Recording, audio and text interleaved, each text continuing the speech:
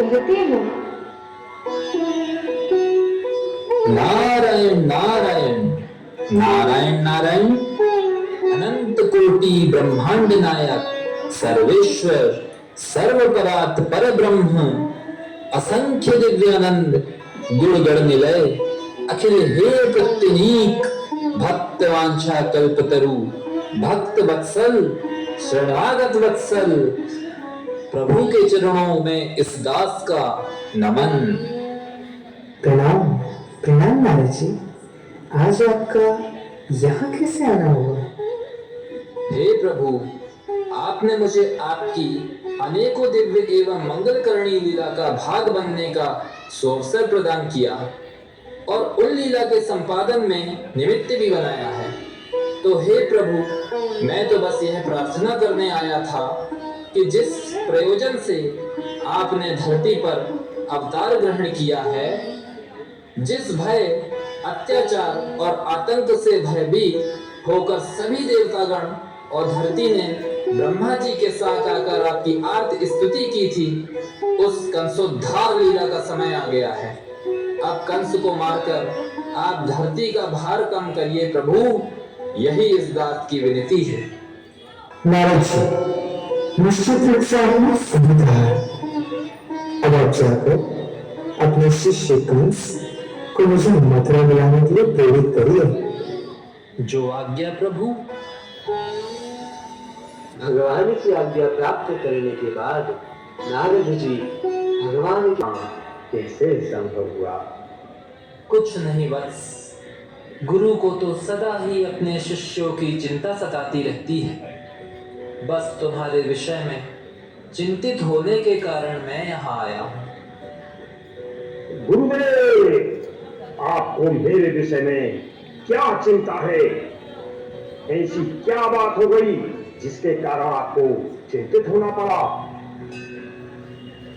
अरे कंस, वह नंद नंदन यशोदा नंदन जो कृष्ण है ना, जिसने तुम्हारे अनेक असुर मारे हैं, वह और कोई नहीं अपितु देवकी का 8वां पुत्र है। क्या कहा? कृष्ण देवकी का 8वां पुत्र है? अब मेरे लिए क्या आज्ञा है गुरुदेव? तुम एक एक करके असुर भेजते हो, जिन्हें वहां रहने वाले लोग कृष्ण के साथ मिलकर मार देते हैं। तुम्हारा असुर रहता है एक, वो रहते हैं अनेक, जिस कारण तुम्हारा असुर मारा जाता है। तुम कृष्ण को धनुष यज्ञ देखने हेतु और पुरस्कृत करने के बहाने से मथुरा बुलाओ, जिससे वो रहेगा एक और तुम रहोगे अनेक, जिससे उसका मरना तय हो जाएगा। जैसा आप करें गुरुदेव। अब यहाँ देखना किया। प्रणाम प्रणाम प्रभु, हम आपकी राजभक्ति देखते हुए आपको एक कार्य देना चाहते हैं। आपको वृंदावन के उन दोनों बालों कृष्ण और बलराम को यह लालच देकर धनुष यज्ञ में लाना है कि उन्हें यहाँ पुरस्कृत किया जाएगा। जो आज्ञा महाराज। अक्रूर जी जानते थे कि श्री कृष्ण पर ब्रह्म परमात्मा है। इतनी सुंदर छवि को निहारते रहे। ध्यान आते ही कि भगवान श्री कृष्ण के श्री चरणों में दंडवत प्रणाम।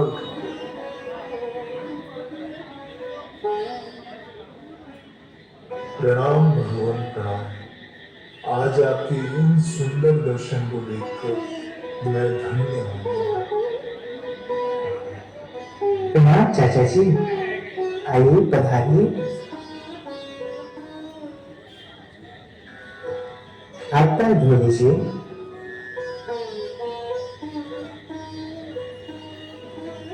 लीजिए, प्रसाद ग्रहण कीजिए।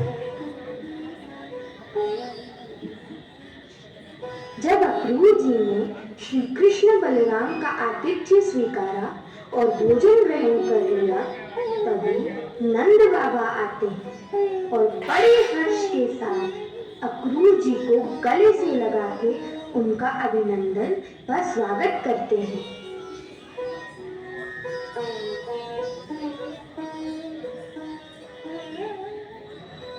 अक्रूर जी, मैं जानता हूँ कंस जैसे दुष्ट व्यक्ति के साथ में रहना कितना कठिन है। आपका यहाँ आने का प्रयोजन क्या है, बताएं।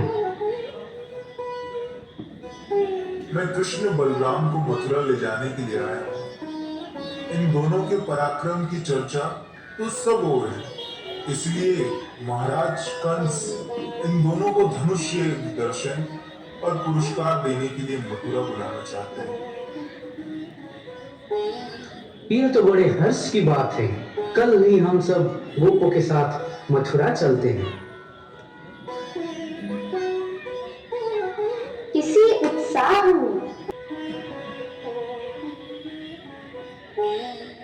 अक्रूर चाचा, आपके सभी परिजनों का क्या समाचार है? मेरे माताजी, पिताजी कैसे हैं? और मथुरा वासीगण कैसे हैं? आपके यहाँ आने का वास्तविक प्रयोजन क्या है? मुझे अवश्य बताइए। मथुरा में अभी कुछ भी ठीक नहीं है। कुछ दिन पहले ही तुम्हारे पिता वसुदेव जी को मारने का भी प्रयास किया गया था, और इस दुष्ट कंस ने मुझे तुम्हें लाने के लिए इसलिए कहा है जिससे तुम्हें वहां ले जाने के बाद तुम्हें मार सके। तो ऐसी बात है। ऐसे ही वार्तालाप होती रही और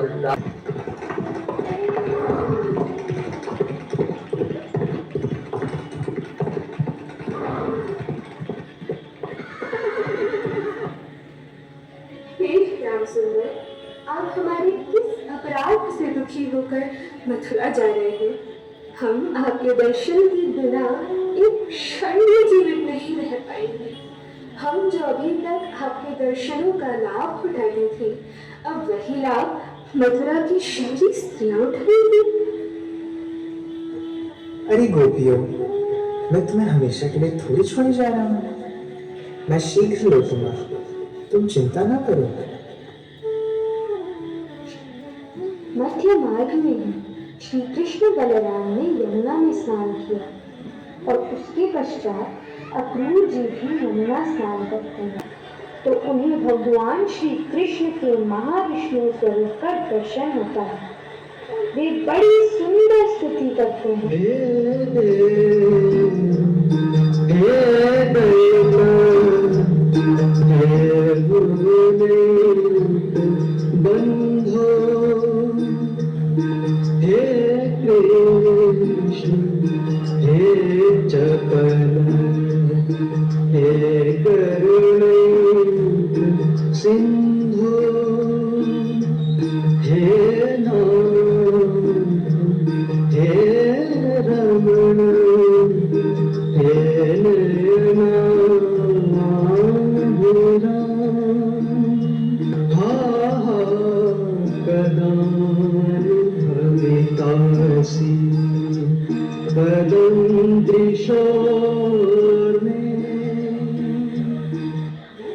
और बाहर आकर वस्त्र धारण कर तो चलो धूली घाट पे चलते हैं, वहीं वस्त्र लेंगे। तुम सही कहते हो काना, चलो चलते हैं। अरे धोबी मामा, हमें कुछ वस्त्र दीजिए ना। अरे मूर्ख बालक, तू जानता भी है ये वस्त्र किसके हैं? ये सुंदर राजसी वस्त्र कंस महाराज के हैं। तू निकल यहाँ से। अरे धोबी मामा, कंस महाराज हमारे मामा हैं, तो मामा की वस्तु भांजे को देने में कैसा संकोच? अरे मूढ़ बुद्धि, अभी भी तुझे समझ नहीं आ रहा? भाग यहाँ से। इतना सुनते ही भगवान को क्रोध आ गया और क्रोध में भरकर भगवान ने एक हाथ उसकी गर्दन पे दे मारा और एक बार में ही उसका सिर धड़ से अलग हो गया। भगवान ने वस्त्र उठा तो उसकी प्रसन्नता की कोई सीमा न थी। प्रभु प्रभु प्रभु, आपका यह दास न जाने कितने समय से आपकी प्रतीक्षा कर रहा है। आज मेरे भाग्य उड़े हुए हैं, मेरे भाग्य जागे हैं, मुझे आपके दर्शन प्राप्त हुए हैं प्रभु। वाह! बेलसिंह बाबा, कृपया हमारे इन वस्त्रों को हमारे अनुसार बना दीजिए। जो आज्ञा प्रभु। भगवान मार्ग में आगे बढ़े, तभी उन्हें रास्ते में एक उपजा मिली जो कंस के लिए चंदन ले जा रही थी। अरे सुंदरी, यह चंदन लेके कहाँ जा रही हो? जरा ये चंदन हमारे श्रीअंग को भी तो लगा। अरे बालक, तुम मुझे क्यों छेड़ रहे हो? नहीं सुंदरी, तुम वास्तविकता में सुंदर हो।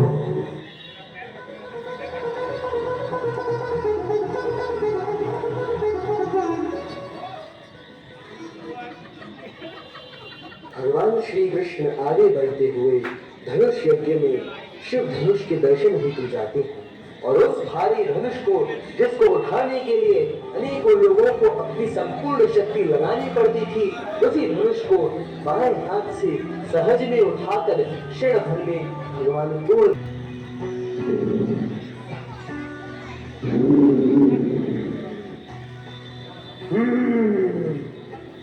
ये ताल में क्या है?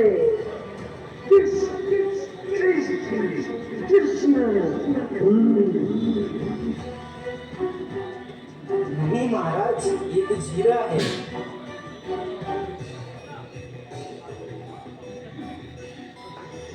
अरे कृष्ण, तुम यहाँ पे भी आ गए। महाराज, ये तो पर्दा है। अरे ये कृष्ण है, ये कृष्ण है, ये यहाँ पर भी आ गया। महाराज, ये तो खड़ा है। रात्रि पर्यंत कंस डरता डराता रहा। उसने सुबह भगवान श्री कृष्ण को मारने के लिए रात भर अपने शक्तिशाली हाथी कुवलिया पीड़ को मदिरा पिलाई, जिससे वह मदमस्त हाथी श्री कृष्ण को कुचल के मार डाले। सुबह होती है, भगवान रणभूमि की ओर आगे बढ़ते हैं। तभी कुवलिया पीड़ हाथी भगवान पे आक्रमण करता है। परंतु अनंत कोटि ब्रह्मांड नायक भगवान का एक हाथी वाला क्या बिगाड़ सकता है? श्री कृष्ण बलराम ने मुट्ठी मार कर उसका बुरा हाल कर दिया और अंत में उसके दोनों दांतों को उखाड़ कर उसे मार डाला एवं मृत्यु के पश्चात उसे अपना धाम प्रदान किया। ततः कृष्ण बलराम हाथी के दांतों को अपने कंधे पर धारण करके रंगभूमि की ओर चल पड़े।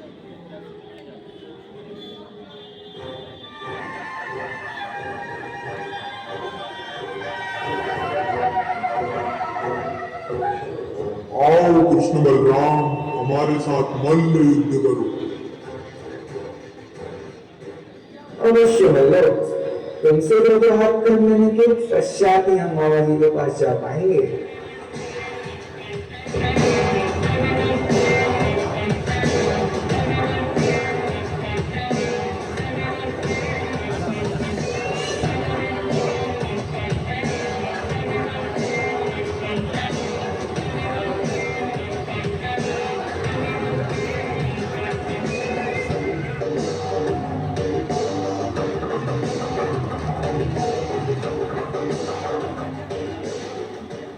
दोनों बंधुओं को बार बार पटकने के बाद भगवान श्री कृष्ण और बलभद्र बलराम जी ने अपने दृष्टि प्रहार से चाणूर और मुक्ति की हृदय भरी धड़कन शांत करी। कंस के भय की सीमा न रही। भगवान श्री कृष्ण कंस के सिंहासन की ओर चल पड़ते हैं। कंस इधर उधर भागता है।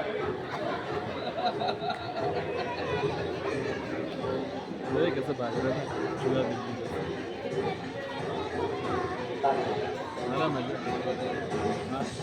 लेकिन अंत को बचवा भगवान श्री कृष्ण कंस को पकड़ लेते हैं और लंबी कोई बात नहीं, बस एक ही मक्के में कंस का राम नाम सत्य हो जाता है। बोलिए कंस भगवान श्री कृष्ण की